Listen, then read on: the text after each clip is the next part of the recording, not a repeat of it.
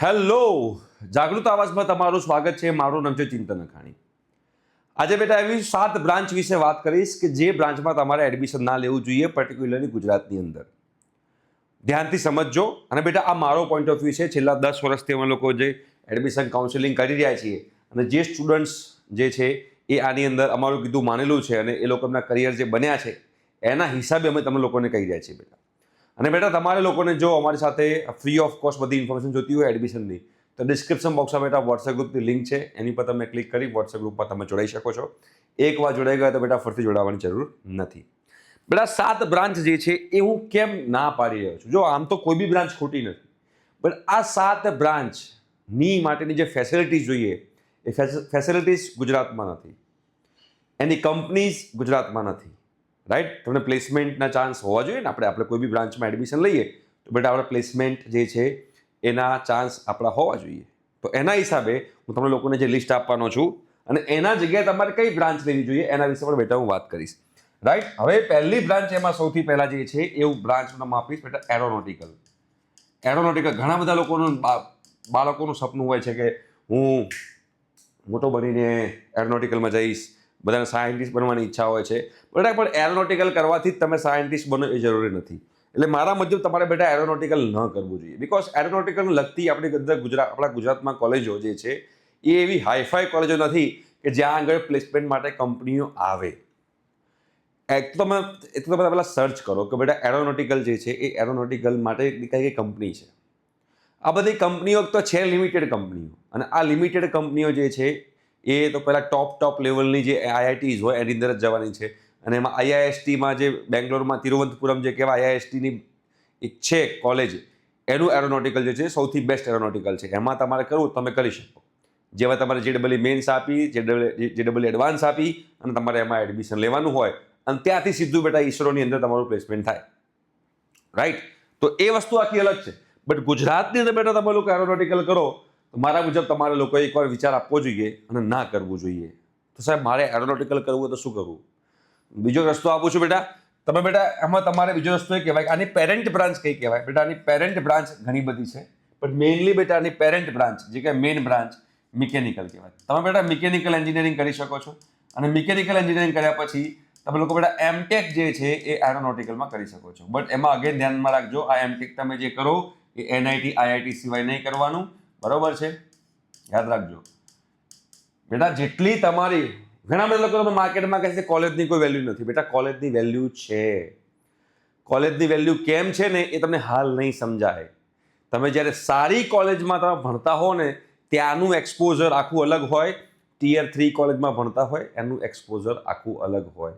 તમે સમજો કે કોઈ એક જોરદાર IITમાં ભણતો સ્ટુડન્ટ છે, IITમાં કોઈ સ્ટુડન્ટ ભણી રહ્યો છે, તો એની આજુબાજુના બધા સ્ટુડન્ટ જે છે બધા IITના હોવાના છે. એક્સપોઝર જુઓ તમે, એના પ્રોફેસર જે છે બધા PhD વાળા હોવાના છે.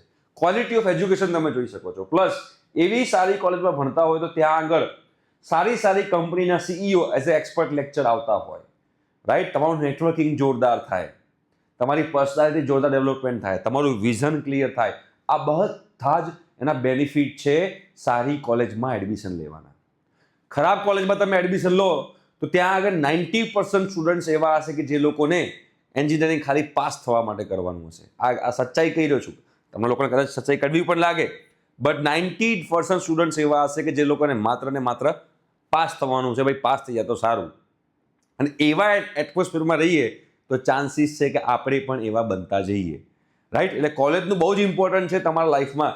તમને ઘણા લોકો કહેશે કે કોલેજ સેક્રિફાઈસ કરી દેવાની. મારા મુજબ હું તમારી જગ્યા હોઉં તો કોલેજ સેક્રિફાઈસ ક્યારેય ના કરું.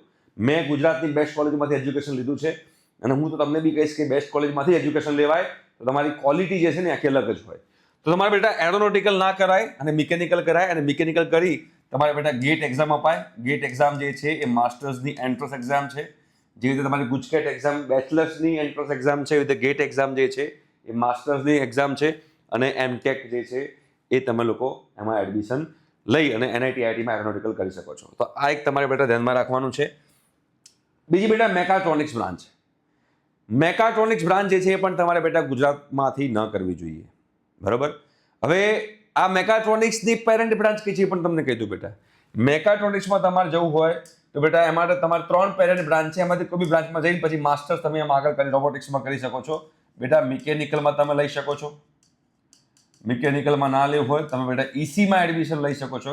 ઇવન તમે બેટા ઇલેક્ટ્રિકલમાં પણ એડમિશન લઈ શકો છો.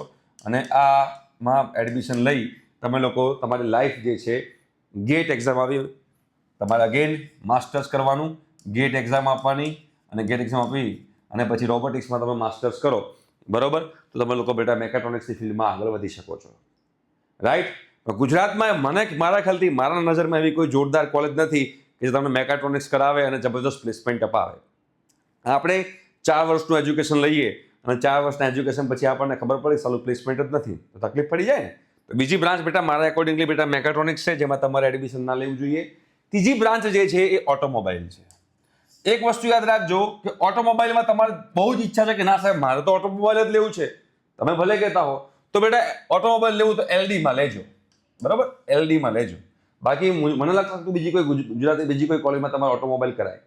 કરવું હોય તો એલડીમાંથી કરાય, બિકોઝ ત્યાં આગળ તો પ્લેસમેન્ટ છે, ત્યાં આગળ કંપનીઓ આવે છે. બીજી બધી જગ્યાએ તો તમારે બેટા જોબ વગર ફરવું પડશે, બરોબર. તો બેટા ઓટોમોબાઈલ જે છે ઓટોમોબાઈલ તમારે ના કરવું જોઈએ ગુજરાતમાંથી, અને કરવું હોય તો એલડીમાંથી કરવું જોઈએ. જો તમારે ઓટોમોબાઈલમાં જવાની ઈચ્છા છે જ હજુ બી ના સાહેબ, અને હું તો એમ બી કહું છું કે જ્યારે બી તમે સ્પેસિફિક બ્રાન્ચ પકડો છો ને ત્યારે તમે લોકો ફસાઈ જાઓ છો. મતલબ શું? એક સિમ્પલ એક્ઝામ્પલ આપું. ફોર એક્ઝામ્પલ મિકેનિકલ તમે કરો છો, તો મિકેનિકલ કર્યા પછી ધ્યાનથી સમજજો, મિકેનિકલ કર્યા પછી બેટા તમે તમારી લાઈફ એરોનોટિકલમાં વધારવી હોય તો વધારી શકો. તમે બેટા ઓટોમોબાઈલમાં તમારે કરવી હોય તો તમે કરી શકો. તમારે બેટા મેન્યુફેક્ચરિંગમાં આગળ વધુ તો વધી શકો. તમારે બેટા ફ્લુઇડમાં આગળ વધુ તો વધી શકો. આ એક સિમ્પલ એક્ઝામ્પલ આપી રહ્યો છું. પણ જો તમે લોકો પહેલેથી તમે બેટા એરોનોટિકલ સિલેક્ટ કરી નાખ્યું, પહેલેથી તમે લોકો બેટા એરોનોટિકલ સિલેક્ટ કરી નાખ્યું અને તમે અંદર એન્ટર થયા પછી આપણને એવું લાગ્યું કે સાલું આ તો આપણને આવડતું જ નથી, આપણને મજા જ ના આવી, તો તમારે એરોમાંથી ઓટોમાં શિફ્ટ થવું તમે નહીં થઈ શકો.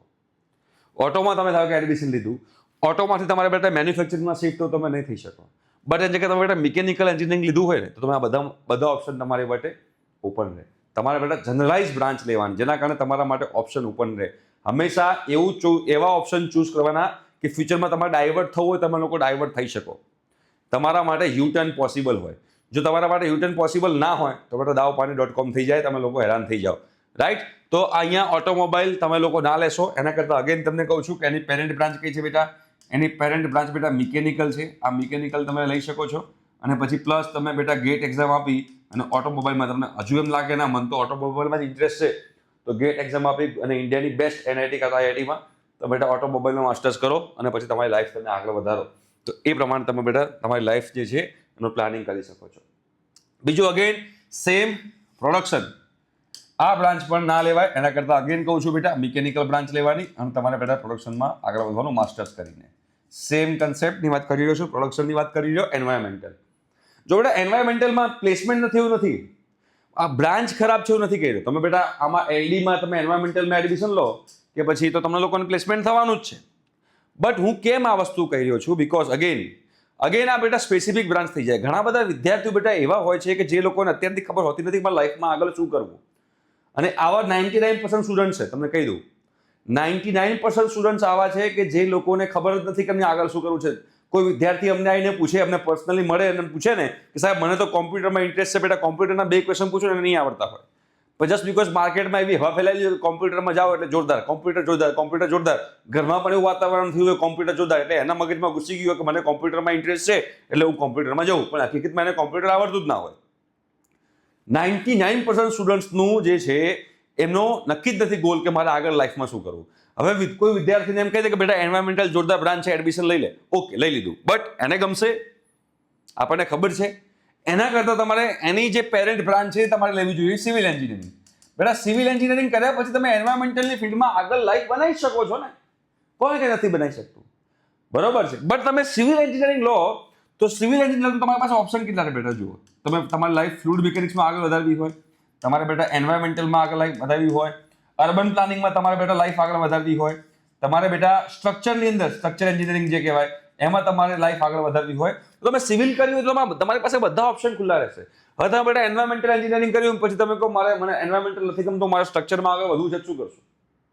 પણ જેને સ્પેસિફિક ખબર છે કે ના મને તો એન્વાયરમેન્ટ જોરદાર ગમે છે, હું તો એન્વાયરમેન્ટમાં લાઈફ આગળ વધારવા માંગી રહ્યો છું, આવા કેટલા વિદ્યાર્થીઓ? બહુ ઓછા વિદ્યાર્થીઓ. રેરલી એકાદ બે છોકરા આવવા મળી જાય. તો એવા સંજોગોમાં તમારે લોકો બેટા એન્વાયરમેન્ટલ બ્રાન્ચ ના લેવી જોઈએ, તમારે બેટા સિવિલ બ્રાન્ચ લેવી જોઈએ, જેના કારણે તમારી પાસે ઓપ્શન ખુલ્લા રહે. એટલે ઓલવેઝ તમે જ્યારે પણ બેટા કોઈ બ્રાન્ચ સિલેક્ટ કરવા જાઓ ત્યારે પેરેન્ટ બ્રાન્ચ સિલેક્ટ કરો, સ્પેસિફિક બ્રાન્ચ સિલેક્ટ ના કરશો, પેરેન્ટ બ્રાન્ચ સિલેક્ટ કરો, જેના કારણે તમારી પાસે અલગ અલગ બ્રાન્ચમાં જવાનો ઓપ્શન રહે ફ્યુચરની અંદર. તો એમાંની એક એન્વાયરમેન્ટલ બ્રાન્ચ છે બેટા, એમાં તમારે વિચારવું જોઈએ. સેમ આ સિવિલની બીજી પેટા બ્રાન્ચ છે સ્ટ્રક્ચર એન્જિનિયરિંગ. જો સિવિલમાં જ આવે સ્ટ્રક્ચર, તો સ્ટ્રક્ચર એન્જિનિયરિંગ કરતા પહેલા વિચારવાનું, ભાઈ સિવિલ કરી લો ને, એના કરતા સિવિલ કરો અને પછી સ્ટ્રક્ચરો બેટા આગળ વધો, રાઈટ. અને 7મા નંબરની બેટા મેન્યુફેક્ચરિંગ. આ બી કોની પેટા બ્રાન્ચ છે બેટા? આ મેન્યુફેક્ચરિંગ જે છે બેટા એ મિકેનિકલની પેટા બ્રાન્ચ છે, મિકેનિકલ એન્જિનિયરિંગની. તમારે સ્ટ્રક્ચર મેન્યુફેક્ચરિંગમાં આગળ જવું હોય તો એના કરતાં મિકેનિકલ એન્જિનિયરિંગ કરવાનું, અને મિકેનિકલ એન્જિનિયરિંગ કર્યા પછી તમારે માસ્ટર્સ બેટા મેન્યુફેક્ચરિંગમાં કરવાનું. તો આ રીતે કરો બેટા, લાઈફ સરસ જશે તમારી લોકોની. હંમેશા તમારું જે કરિયર જે છે, don't make your career complicated, make your career simple and sorted, right. તો એવા સંજોગોમાં તમે લોકોને ઘણો એવો બેનિફિટ હશે, તમારું કરિયર સારું બનશે. તો આ 7 બ્રાન્ચ લેતા પહેલા વિચારજો, બરોબર છે. મારા મુજબ ના લેવાય, એના કરતાં પેરેન્ટ બ્રાન્ચ સિલેક્ટ કરાય. દરેકના પોઈન્ટ ઓફ વ્યૂ અલગ અલગ હશે. મેં મારો પોઈન્ટ ઓફ વ્યૂ તમને મૂક્યો. જો તમને મારો પોઈન્ટ ઓફ વ્યૂ યોગ્ય લાગતો હોય તો એક્સેપ્ટ કરજો, અને એ પ્રમાણે તમે લોકો તમારી બ્રાન્ચ સિલેક્ટ કરજો. ઠીક છે? Thank you so much. By.